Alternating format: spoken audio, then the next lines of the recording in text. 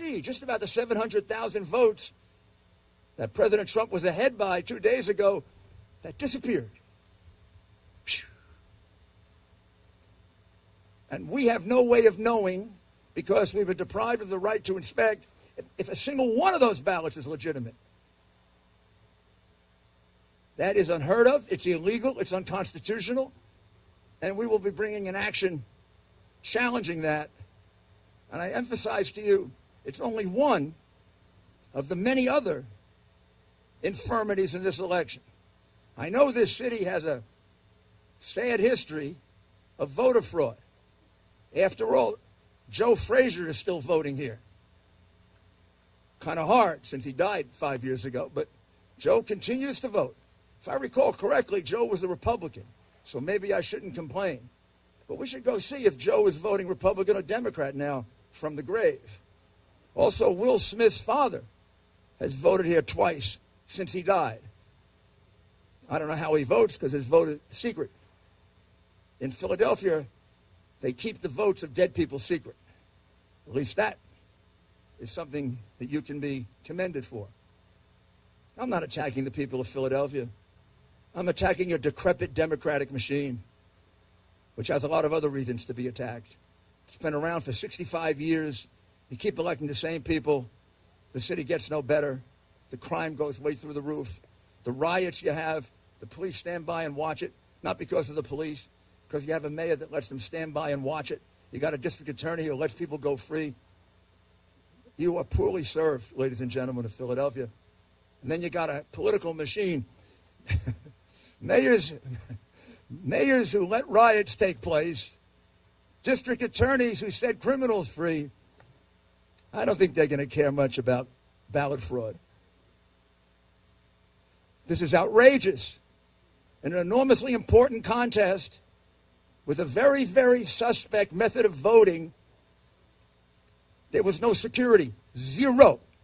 The people of this city, people of this country, have no assurance at all that those ballots were actually cast. They would have to have been almost unanimously cast for Joe Biden in order to catch up. And let me have one or two of the people, let me emphasize, this is only 2 or 3 of about 50 people so far that have given us statements, affidavits, recordings. We're going to have many, many witnesses. It's not a small case. It can be a big case. But I wanted you to get the flavor of it here in Philadelphia, because we also have to alert the people of Pittsburgh that the same fraud was done to them as here. And I'll also add, same thing was done in Georgia. The same thing was done in Michigan.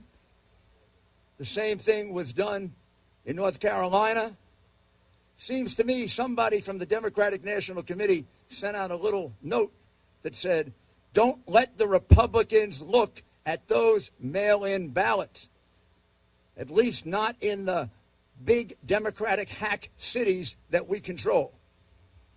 We've done a lot to destroy those cities, and now we're going to destroy their right to vote. So let's start off first. My friend, you just tell briefly what happened to you, who you are, and what happened to you like you described it before. I am Daryl Brooks. I'm Philadelphia. Okay.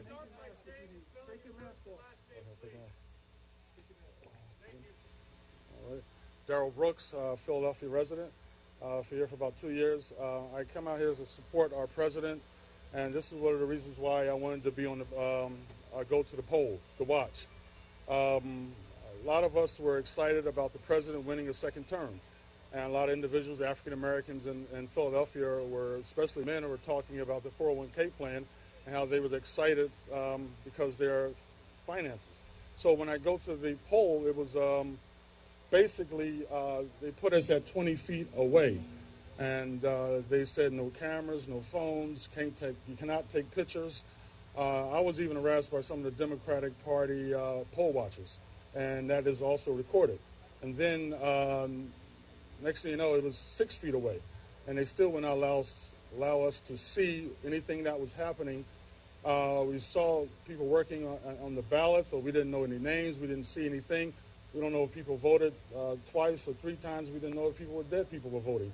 But we were there and we were watching. And it's such a shame. This is a democracy, Philadelphia, and they did not allow us to see anything. And was it corrupt or not? But give us opportunity as poll watchers to view all the documents, all the ballots. And listen, you know, we just want a fair election. And we viewed that it was not fair at all. It was not fair to allow us to, you could allow us to look at the ballots, some ballots, but nothing. It was, we were kept away from everything. Thank you.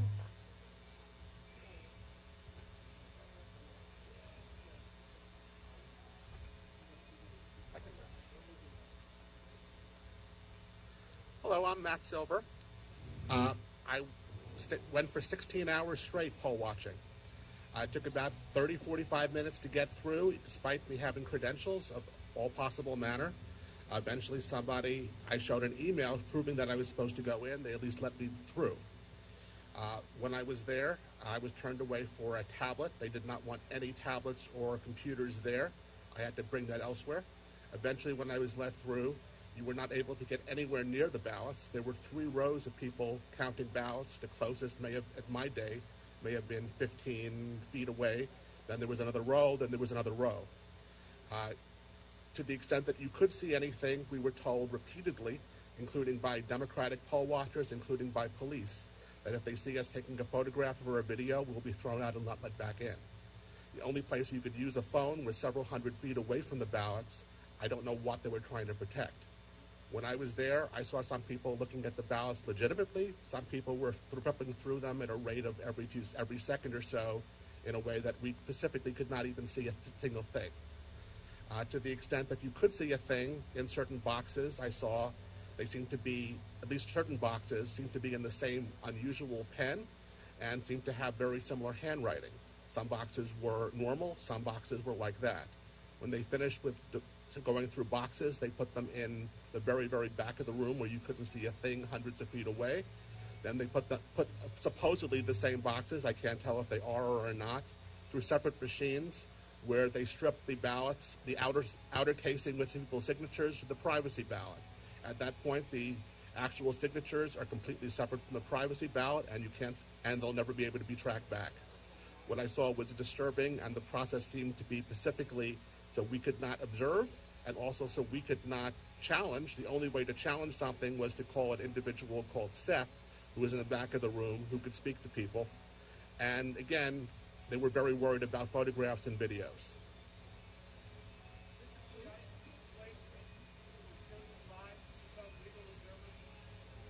How were you chosen? I was asked both by my local ward and the Republican National Lawyers Association. I responded to both.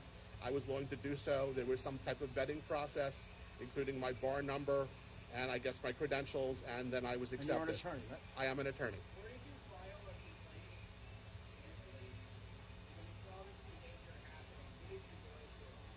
I asked the individuals in the group who were the most senior, and again, We'll take questions later. When you moved 6 feet closer, as far as you knew, was that based on a court order? I assume it was a court order. In no case was I closer than 15 feet to anyone counting. Did they move 6 feet further away? The closest row for me was 15, 20 feet away. Then there was another row 15, 20 feet beyond that counting, then another 15, 20 beyond that. The only thing I could see at all was the row closest to me. Okay. And again, how were you selected? Selected by the Philadelphia Republican Party. And credentialed by them? Yes. Okay. Thank you. And we'll have one. Lizette, would you speak to the other group that were not allowed access, which is another category? Would you mind? Not at all, thank you. See if I can get this down a little. I'll stand on my toes. Want me to hold you up? Good morning, thanks for being here. I'm Lisette Tarragano. I'm a longtime resident of Philadelphia. T as in Thomas, A-R-R-A-G-A-N-O. You're welcome. I am a longtime resident of Philadelphia, although not native. And quite frankly, I've always been about, I'm a retired attorney, and I got really, really hepped up about watching voter freedom, freedom of speech, and being able to say the words Donald Trump without getting pushed in the corner. And when I really got excited about being asked to observe ballots was when I felt that my way of life is being put in jeopardy. The American way of life being put down for things I say, who I like, and it's not fair. I'm the child and granddaughter of both Holocaust victims and survivors, and I'm the daughter of a World War II veteran and who fought for and or ran away from horrible, horrible times where people are repressed and sent away.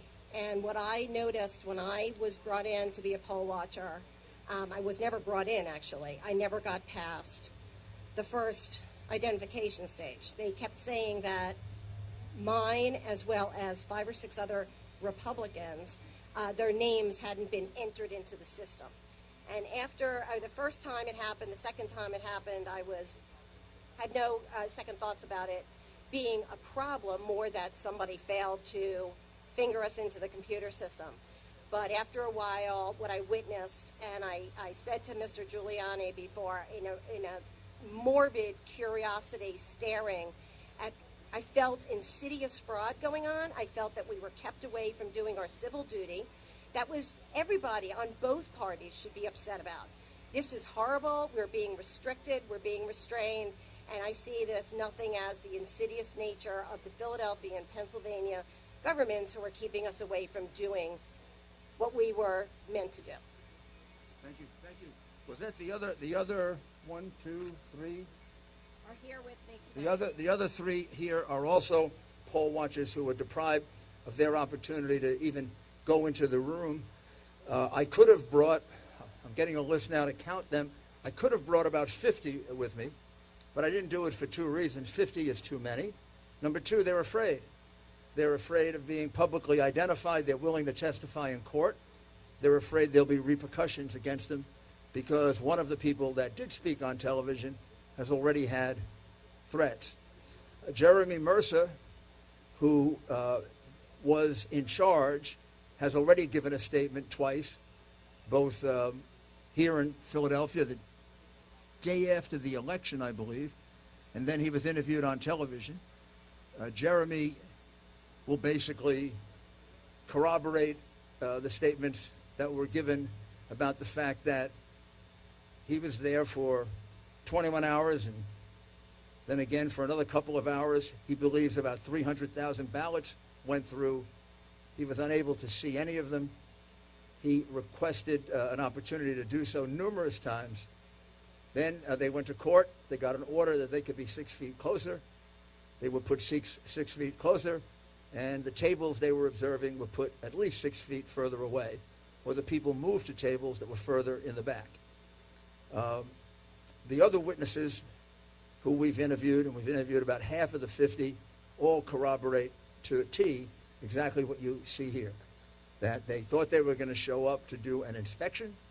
Some of them had inspected absentee ballots before, where you're shown the ballot. The Republican is shown the ballot. The Democrat is shown the ballot. Neither objects, you put it in.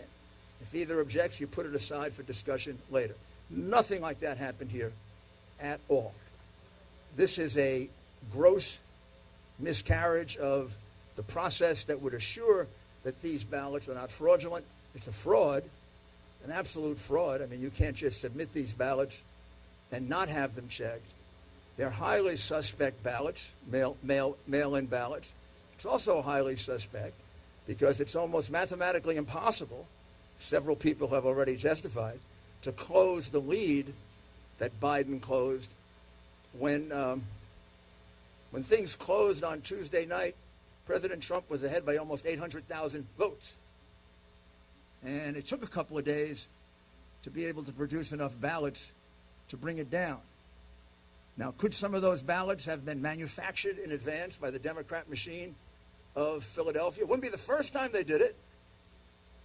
And then exactly why didn't they want the ballots inspected if the ballots are legitimate? It seemed to me, knowing the suspicion that would exist on a political machine like this, with the reputation that it has, you would go to the extra extent to be transparent. Instead, they went to an extra extent to be secretive, as did the Democrat Party in pretty much the cities they control as a machine like this one.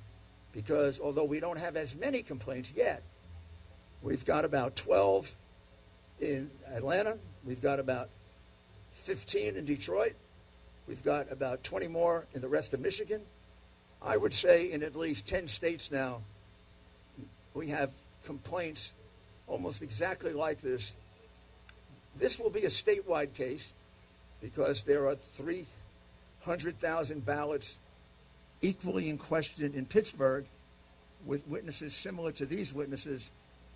In some cases, they actually saw a little bit more that would suggest that the ballots were being tampered with. But I have to wait until they're all fully debriefed.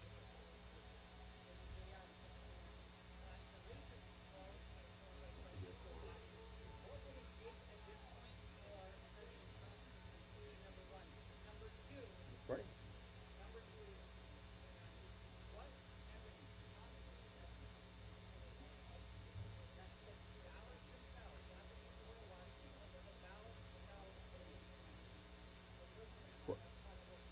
Well, first of all, obviously he's not going to concede when at least 600,000 ballots are in question.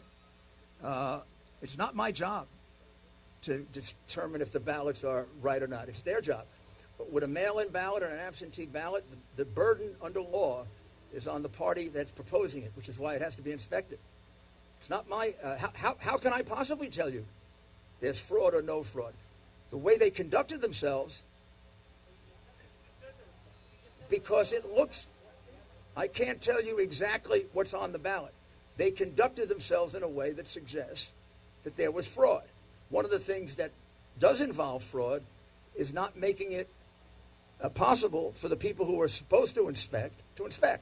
That's a fraud. That's a fraud on the voters. The voters expect that their inspectors are going to be able to inspect. The voters were defrauded of that right. We will not know if those 600,000 ballots were valid, invalid, or not. Having conducted themselves that way, they certainly present a very strong circumstantial case that the ballots were tampered with. Also, the highly unusual, almost mathematically impossible reduction in the vote in that period of time also raises the question that the ballots were tampered with. So they've done everything they can to yell out to you we were tampering with the ballots without being stupid to show it to you. They kept our inspectors away. They kept our inspectors away uniformly. I don't think we're going to find a single Republican that ever got to look at one of those ballots when the law requires that we are allowed to look at them. They did it here, and they did it in Pittsburgh. That can't be a coincidence. How do they figure out in Pittsburgh they should do the same thing that happened here? And they didn't do it in other places. I'm sorry. I'm going to ask Corey Lewandowski to explain his experience. Now, I said I'm going to ask. Well, I appreciate you being here today. Let me just give you one concrete example, not anecdotal, but concrete example of what we believe to be valid voter fraud in the state of Pennsylvania. I draw your attention to an obituary listed for one Denise Ondish in Allegheny County, born 9/10/1946, deceased 10/22/2020. Her application to vote was received on 10/23, the day after she died.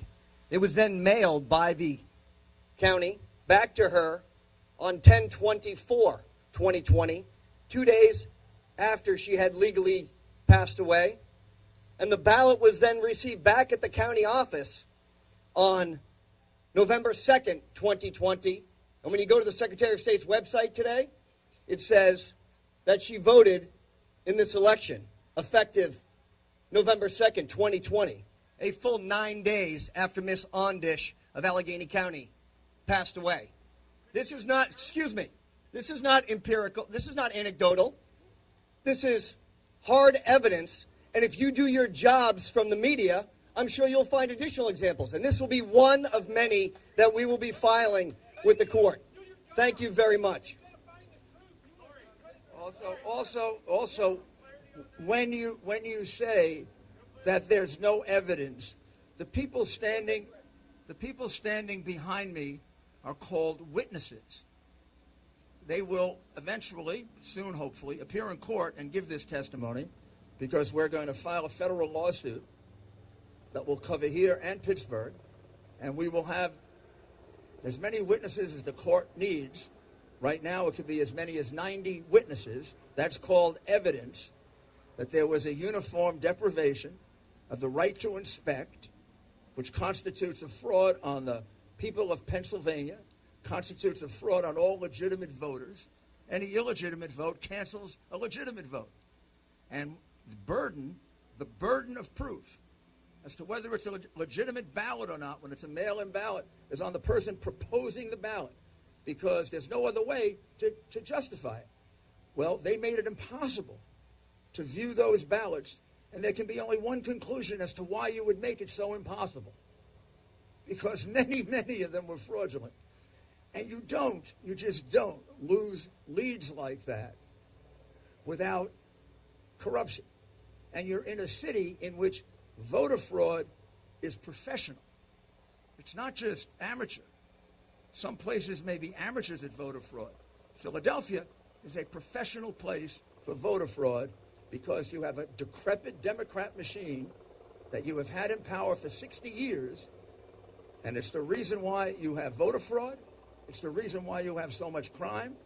It's the reason why you're leading the country in some categories of crime, because these people are not helping the people of Philadelphia. Their loyalty is to the Democrat Party. Oh, please, please. I'll answer 3 questions, one at a time.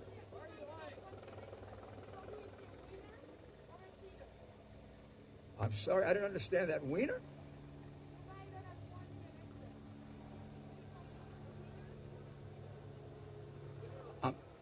Who is a winner or a cheater? Oh, is he a winner or a cheater? Well, that's what we want to find out. We have a right. I mean, here's what I can say about this evidence. This evidence is overpowering in that it suggests we need a very, very detailed hearing. We have to find out exactly how many ballots are implicated, how many ballots were not inspected.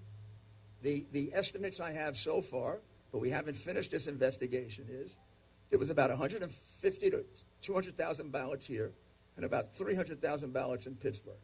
It may be more, it may be less. Now, that's very serious, because the margin of victory, after being behind by 800,000, was only about 40,000. And it's a little odd that every vote from Tuesday on was all for the one candidate. There's also a very strange thing that happened, which will be part of our case. At some point during the process, when the lead of President Trump reduced from something like 50,000 to 30,000, at the time it was at 50,000, 94% of the vote had been cast. And when we got to 30,000, it was only 90% of the vote cast. Now, I can get experts to tell you how that happens. That happens because, think about it, you increase the denominator. What do you increase the denominator with? New ballots. Nobody was informed of new ballots, unless people were writing them up. This will be a very, very strong case. And I know you won't accept it because of your hateful biases, but let's see if you can try thinking rationally.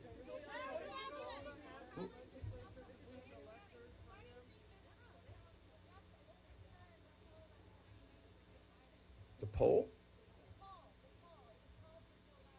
Because they don't decide the election. The call for Joe Biden is it? Who was it called by? Oh my goodness, all the networks. Wow. All the networks. We have to forget about the law. Judges don't count. All the networks thought Biden was going to win by 10%. Gee, what happened? Come on, don't be ridiculous. Networks don't get to decide elections. Courts do.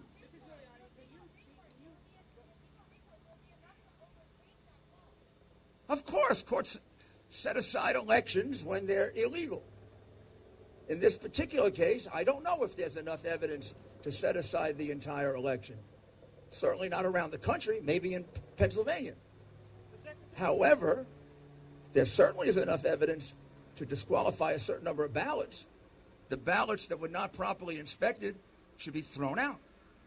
And that number of ballots should be taken out of the count. That could affect the election.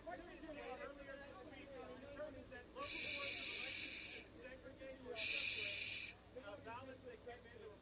I can't hear two people at once. I'm sorry.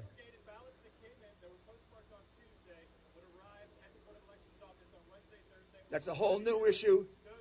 That's a whole new issue that we're just developing.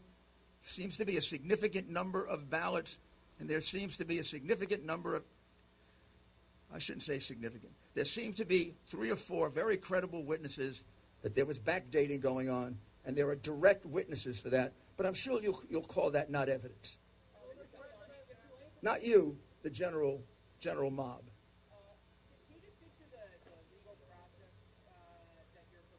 Sure. Yes. Yes.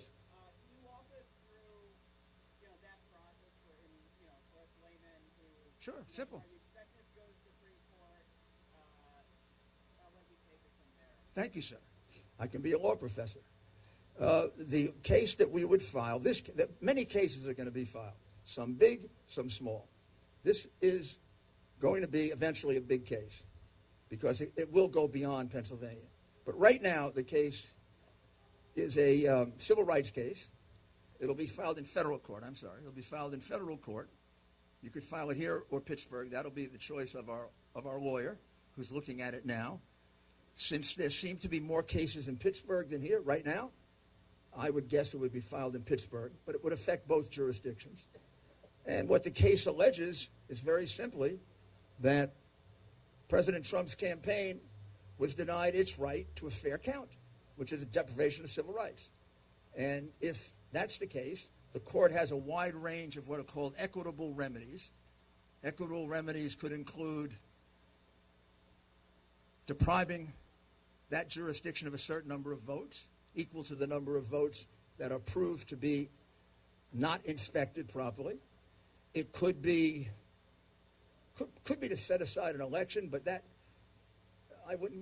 could be one of the things we ask for, but I think that if you set aside the votes, you would probably remedy the wrong that was done here.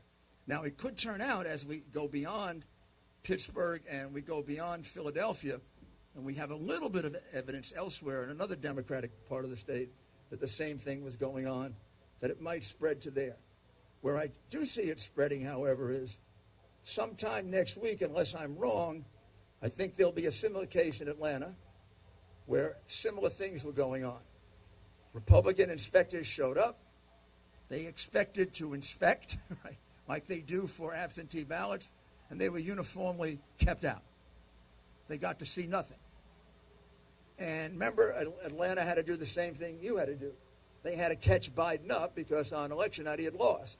And he was down by a very good margin with only 85% to go. Something very similar happened in Michigan, Wisconsin. Can't say Arizona.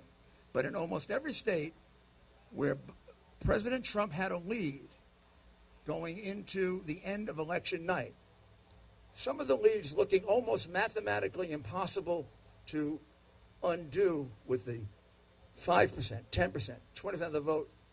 In almost all of those, this practice was followed.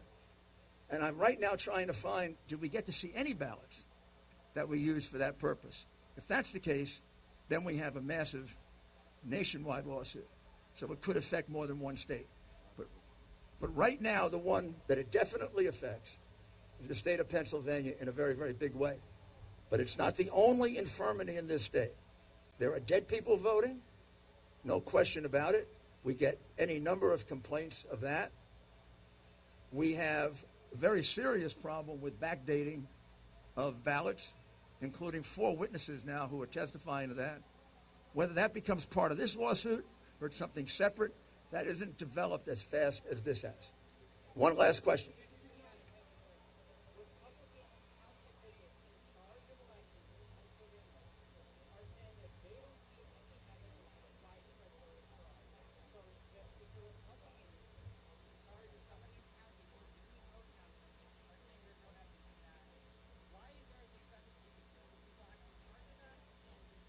Well, that's like comparing apples and oranges, isn't it?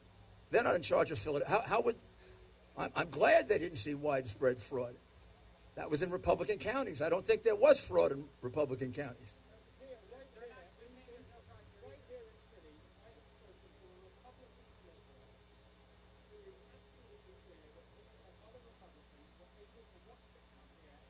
Well, then let them come and tell me that. I haven't found one who's willing to tell me that.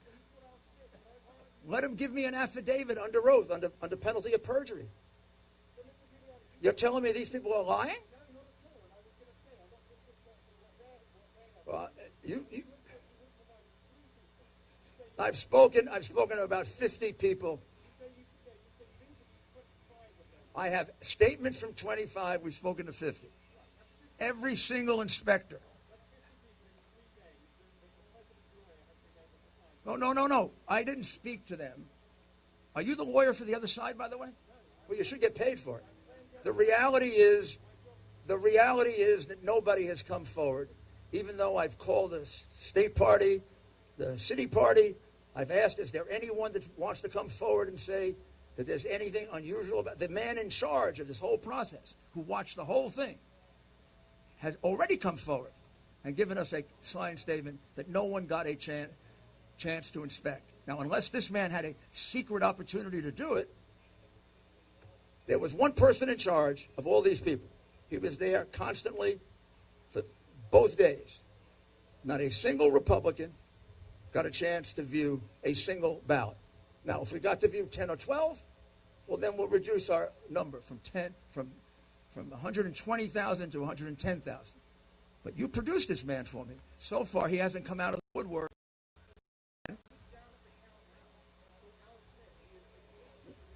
Well, then, maybe, yeah. Well, if I were the commissioner of this city, I don't think I would admit that I didn't allow people to do this.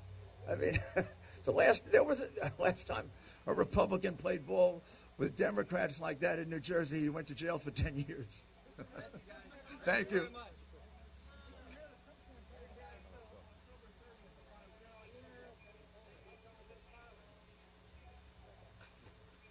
We were not allowed in to watch, period.